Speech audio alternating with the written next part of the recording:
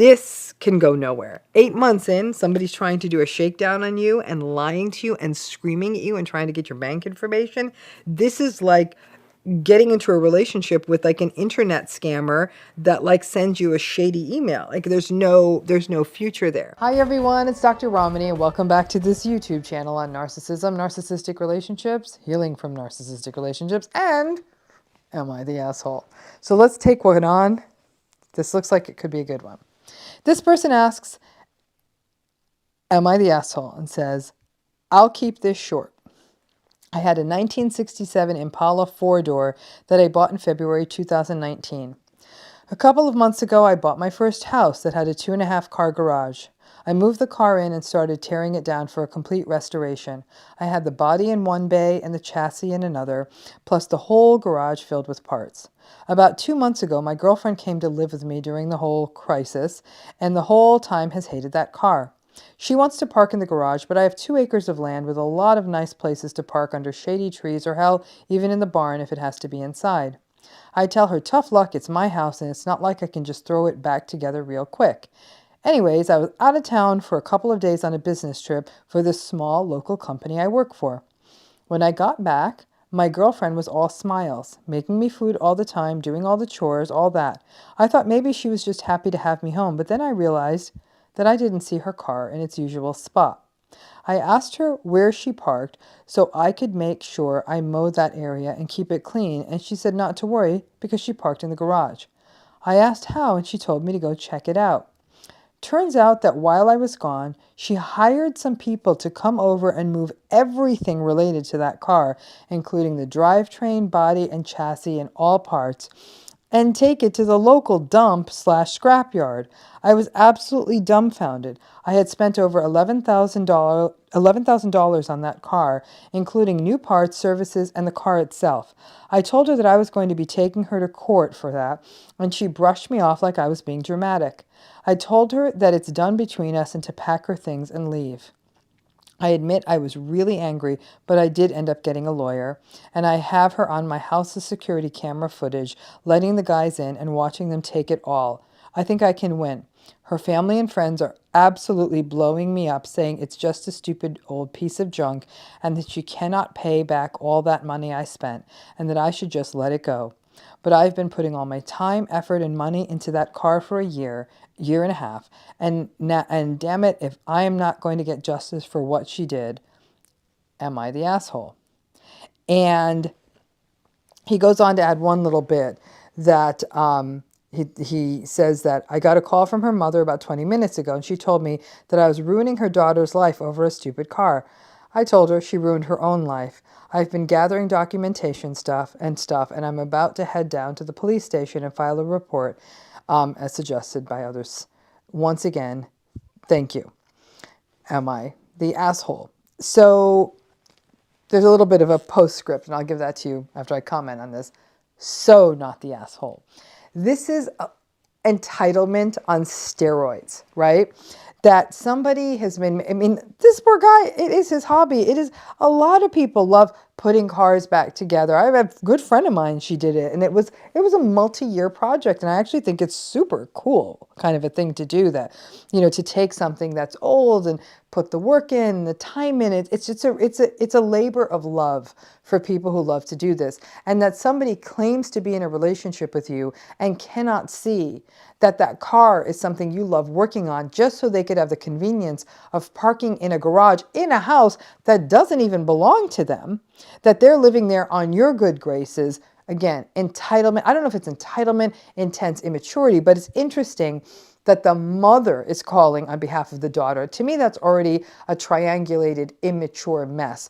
That for a grown-ass person, that their parent is calling their boyfriend on their behalf, that's so immature. I can't even get my head around that one.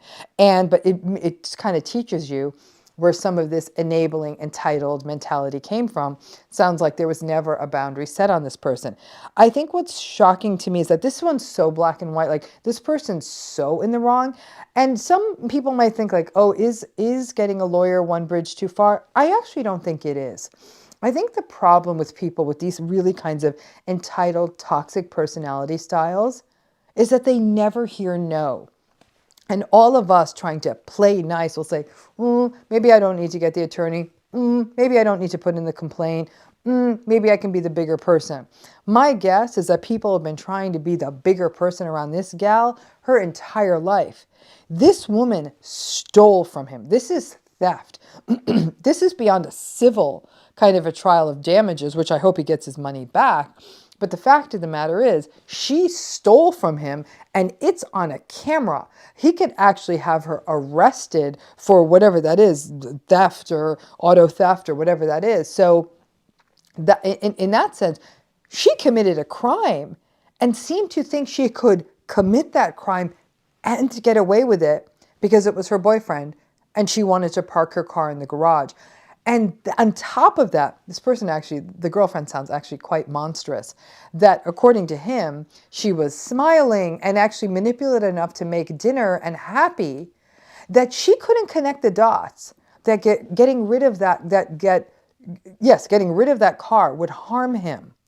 Then the complete and utter lack of empathy on this one is almost unfathomable. And in many ways, the lack of remorse is super concerning. Like, then we start veering into more of a psychopathic realm. Like, I'm going to do what I want. I don't care if it hurts you, as long as it's convenient for me. And I'm going to sit there and make dinner and have you think I'm a good girlfriend, as though making dinner would make up for her taking away his $11,000 car. And I don't even think it's about the money. This sounds like it was a labor of love for this guy. So there's so many themes here of triangulation, of the mother calling. And then there's also the theme of enablers.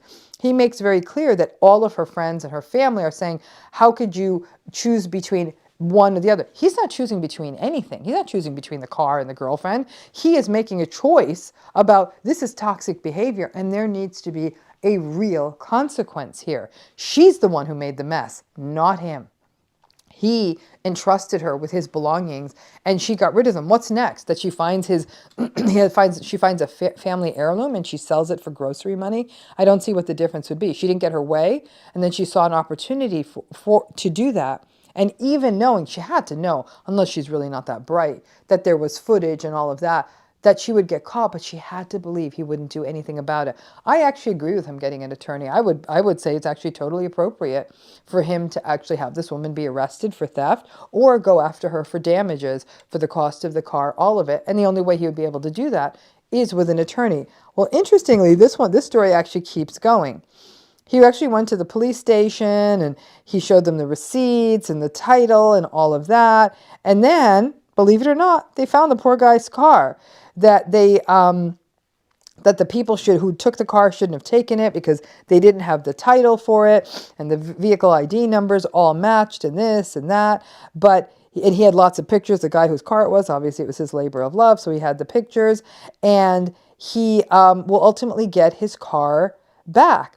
But I have to tell you, even if he gets the car back, he would still be well within his rights to sue this woman for damages. And I have to say that someone will say, oh, come on, aren't we living in an over-litigated society? A woman like this will not be stopped until she finally faces a real consequence, a real consequence. And what's interesting is she's surrounded by her merry band of enablers who somehow think that this is okay behavior, which is, that entire thing is incredibly troubling. But I think that this poor man, glad he got his car back, hope he turns it into the car of his dreams. And he may want to actually stay in love with the car and give up on the girlfriends, because for now, it seems like that would be a safer play for him. But no doubt about it that this is a super antagonistic, narcissistic kind of thing he witnessed. This sort of stuff sometimes makes us think like, the narcissistic stuff I'm facing isn't even that bad. But these stories are also a reminder that the way that these toxic behaviors can circulate, and that there is almost, again, no bounds to this behavior. So again, I'm glad he kicked her out right away. It would be sad to think that he might have let her back, but he didn't, so good for him. Hope he enjoys his car. So this one takes on the, am I the asshole for refusing to let my boyfriend have my bank account information to make a purchase? I'm a 31-year-old female, and I've been with my boyfriend, a 37-year-old man, for 8 months. He has 3 kids and is a single dad. We're on pretty good terms regarding almost everything.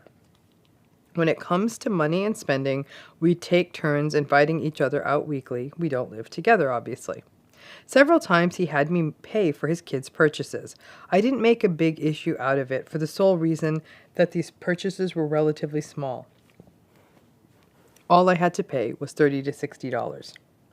The other day he called me while I was at work, and he sounded like he was in a hurry. He said he had just found the gaming device he's been looking for so long and wanted to buy it for his oldest son. I asked him, what does this have to do with me? And he told me he was short on money and needed $300. He asked me to lend him the $300, and I hesitated but agreed. He asked for my bank account information so he could pull the money, but I refused and told him to wait for me until I got there. He insisted and said he'd handle it. All I had to do was just send him my bank account information after I end the call with him. His insistence made me uncomfortable, so I still said no and told him to either wait or I won't pay. He got mad at me, saying he didn't get why I was acting like this. He got so loud I had to hang up. I found him sitting outside after I went home. He was waiting for me and he was extremely upset. He asked why I didn't just send him the account information so he could pull the money we agreed upon. I told him I don't feel comfortable letting anyone have my personal information, especially when it comes to finances. Yeah. He got offended and said, I'm not just anyone. I'm your effing partner. Then he went on a rant about how he ended up not paying for the gaming device after looking for it for so long, and now his kid is mad at him and it's my fault. We had a fight, then he left and told me I'd better have an apology for him and his son the next time I call his phone. I haven't called yet, but I feel like I acted stupidly and irrationally. No, I think I should have just given him the information he asked for. No, I don't know if I made the right decision. Absolutely did. So now she follows up with the update. Hang on to your hats, folks, because this is big. So she says, wow, so I've left the thread after the first hour, but just got back to hundreds of people engaging. I'm just amazed. And since so many of you wanted to know what happened, here's what happened. I've gone to his place and talked to him and his oldest son. Turns out the gaming device thing was a lie.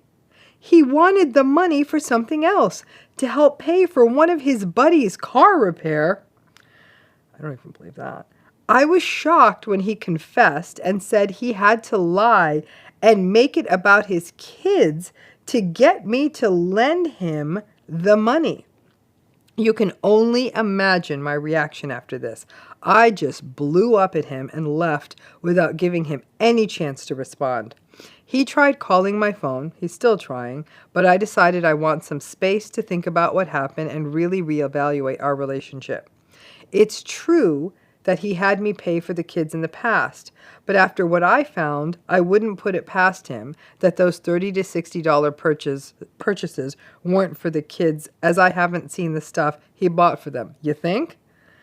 I'm in need of some space and quiet, of course, though I am busy with work and I do my best to stay focused. I quite frankly am no longer sure if I could move past this. It's just so unsettling that he has no issue lying to me and using me for money like that. I love the kids. I adore them. But him? He's hurt me with what I did. And I'm not sure I could come back from it. I might just be upset right now and will need time. I don't know. Yeah, I'm just going to have to do a lot of thinking regarding this situation and see what happens. Sorry for the long text. So wow. Just wow. Okay? So not the asshole, bless, but definitely sounds kind of like a person who's been narcissistically abused. So let's just break this down, shall we? They've only been together 8 months. Now, if you want to toss someone 30, 40, 50 bucks for their kids, which now we know he wasn't using for his kids, okay, you do you. Since the relationship is all about going Dutch, though, like he pays 1 week, she pays another, him asking for money for the kids, again, that wasn't cool, but we can let that part pass, right? He calls while she's at work. She's going to be busy at work, right? He finds the gaming device he's been looking for and wanted to buy it, and he doesn't have the money. You don't buy your kid a gaming device if you don't have the money. Okay, we start right there. So tough for the poor kid that the father doesn't have the money. This is definitely not her responsibility. $300 is a lot of money. Asks her to lend the money, and she was actually willing to consider it. And then what's so interesting, though, that insistence, right? I'm in a rush, calling you at work. Give me the money. Give me the bank information. Give me the bank information. Entitlement. I'm entitled to your bank information. That intense insistence is such a narcissistic move. And if you're in a relationship with someone, and 8 months is still pretty early, a lot of people might say, oh my gosh, this is urgent. Let me give the information. It's really interesting because for all the self-doubt this woman is struggling with, she totally did the right thing. And this is always reassuring when we have good, hard boundaries, like never, ever, never, ever, never, ever, never, ever, ever, ever should you ever give your banking information to anyone, especially in a time when it's so easy to electronically send money to people, right? Send them PayPal, Venmo, Zelle, all this stuff, right? But never do you want to give banking information. It's very clear that this guy intended to take a lot more than $300. And I'm not convinced it's for his friend's car either. There's something even more shady than that. Who knows what this person's up to, right? It's weird that you would scream at your alleged girlfriend to get money for your friend's car. Let your friend fix their own damn car. So the whole thing is incredibly shady. But the insistence and the entitlement, those are all real ringers around narcissistic behavior. And then he got mad at her, and then he starts screaming. There's rage, right? He got frustrated and disappointed. And it sounds like in many ways he might have been financially grooming her. He tested her with smaller amounts of money, $30, $50, $60. That's how grooming works. I wonder if this testing of the limits works. I wonder if this testing of the limits works, right? And if a person doesn't leave, now they're getting more and more habituated to these asks, but he went a little bit quick from 60 to 300. Homie did not groom very well, did he? So then she found him sitting outside when she went home, and he was waiting for a fight, and that's what narcissistic people often do. They wait for the fight, right?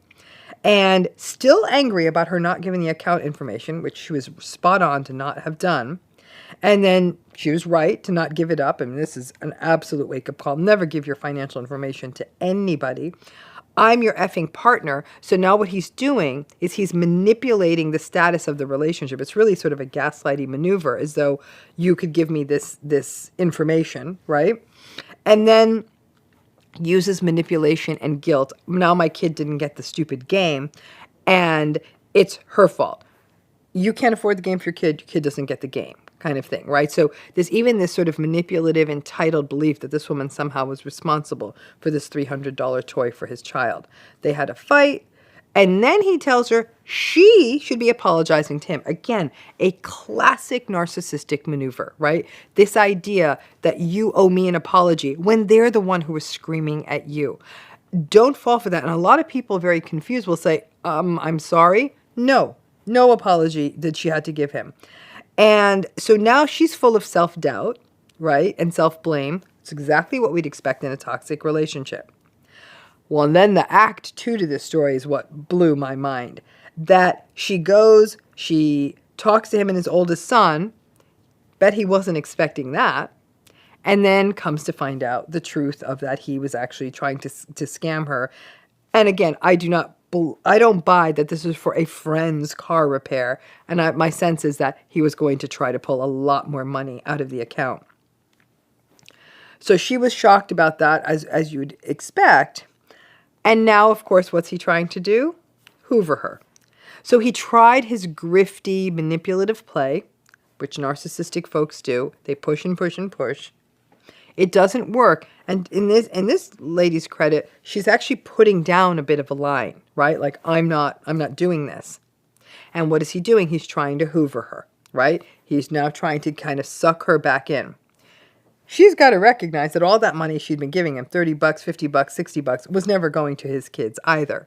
So this is a guy who was running a small-time hustle and was trying to level up and then try to have access to her bank account. And then, if you tell the bank, I gave them my banking information, you're not going to be able to recoup that money. So on his part, it's clear he was going to take a lot more than $300. you really have to, I feel for this person because 8 months is still pretty early days in a relationship. And so there's still that sense of she really loves his kids. And you can see how, for example, if you are in a relationship with somebody where these other issues, you like their kids, you might like their family, some other shared history, that starts messing with your head and leads to more and more justifications and all of that. So this can go nowhere. 8 months in, somebody's trying to do a shakedown on you and lying to you and screaming at you and trying to get your bank information. This is like getting into a relationship with like an internet scammer that like sends you a shady email. Like there's no future there.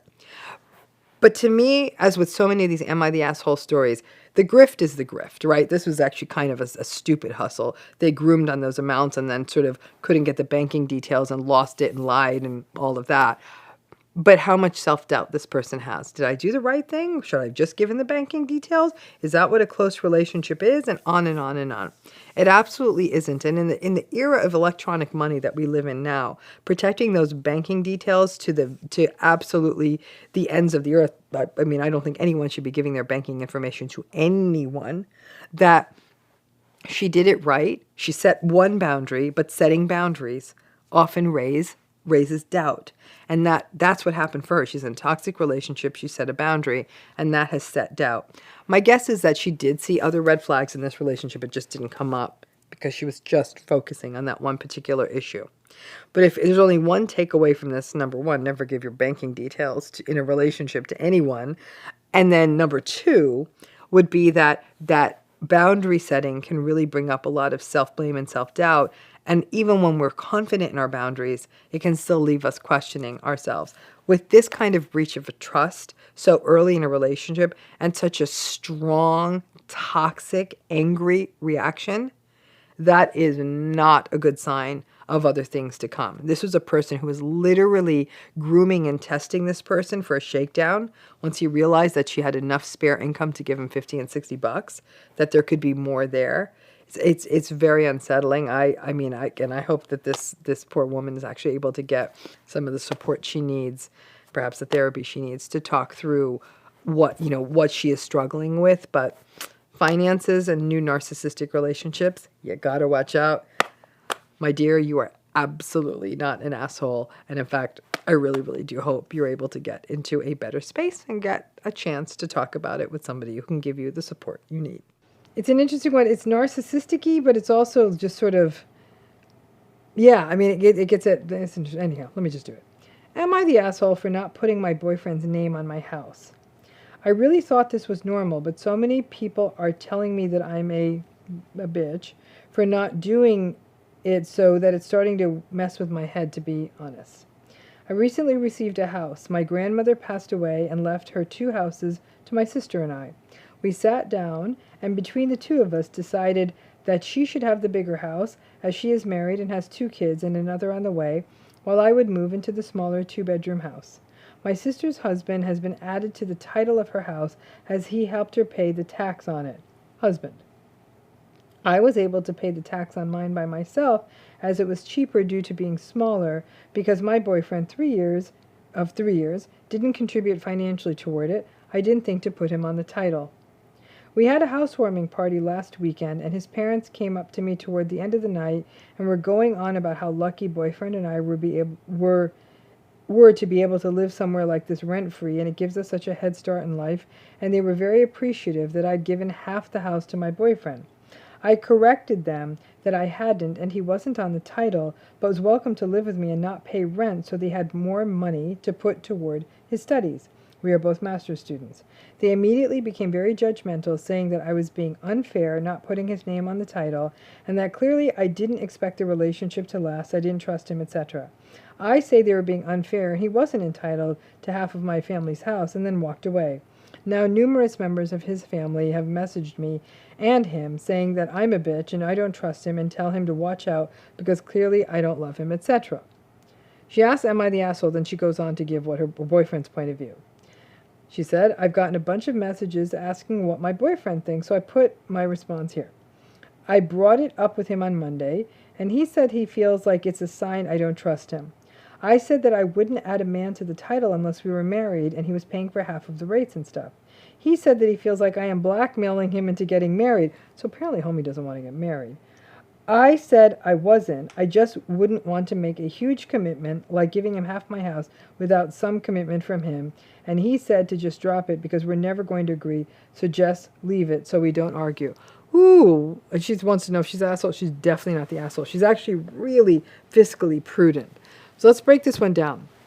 Laws are going to be different state to state. I only know the state I live in, okay? The title of a house is an incredibly important legal document. Like the title of a car, but the title of a house is important, right? And so if your name's on that title, you don't own it. You could have lived there for a long time. Now, a girlfriend needs to be careful too. Again, I'm not a lawyer, so nothing I'm saying is based in. Certainly I'm not a real estate lawyer, but certainly the way people might pay, like she needs to have even a lease agreement with this boyfriend. She needs to go a step farther. Titles get so ugly. It's amazing to me how somebody could have bought a house on their own, be so dumb as to put another person on the title who isn't contributing to the house. Then the relationship ends, big surprise, and what happens?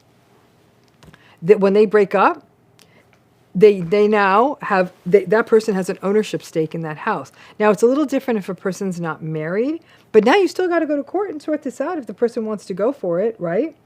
And when people get married, obviously if that house is, acquired as community property, both names on the title, and the marriage divorces, either one person has to buy the other one out, or they sell the house and split the proceeds. That matters in a place like California where houses are really expensive, right? In other parts of the country, maybe less imminent, but it definitely is. So she actually played it clean.